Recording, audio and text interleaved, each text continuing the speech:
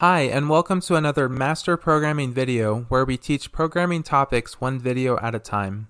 We are going to thoroughly explain the Hello World program from the previous video. On the first line of the program is the #include statement. This is a preprocessor macro that instructs the preprocessor, a special program that runs before the program is compiled, to go and find the stdio.h file on your computer and copy all of its code into your program.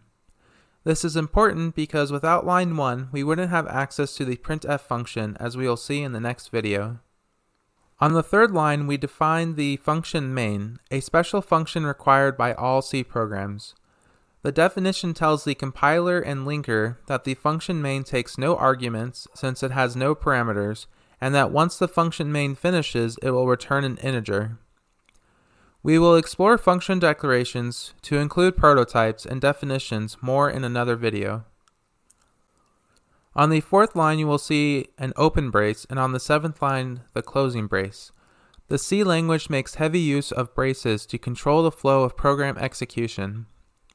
You will notice that lines 5 and 6 are in between the open and closing braces, which visually shows you that the code belongs to the main function. On the fifth line, we are calling the printf function that is defined in the stdio.h file. This standard input-output file, formerly known as a header file, is a part of the C standard and can reliably be found on all systems that implement a standard version of C.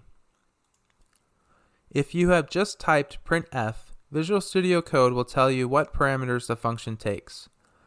The first parameter of printf should look strange, but that is only because we haven't introduced C types yet, not to mention pointers. Additionally, the 3 periods as the second parameter is a special method of accepting a variable number of arguments by the function caller, and these details will be explored later on.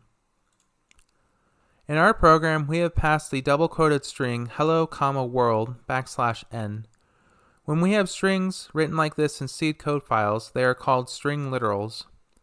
Since C's method of handling strings is controversial, we will have future videos discuss this more in length. The semicolon is a punctuator in C that is used to tell the compiler the end of a statement. It is required for most non-flow control statements.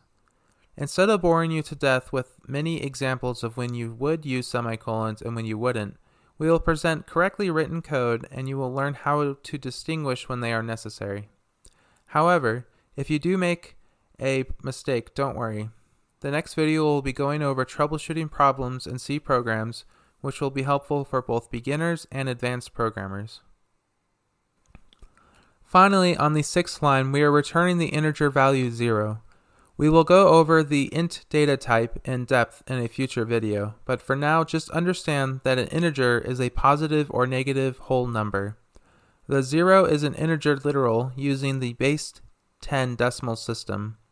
Remember that main is a special function, so its return value is passed back to whatever called it. Most operating systems interpret a return value of 0 as an indicator that the program ran without error. We are returning 0, so whatever tool that executed this program understands that it ran successfully. Later on, we will return something other than 0 when we detect errors. In the next video, we show you how to troubleshoot the Hello World program and demonstrate different ways of writing the program without the use of the printf function.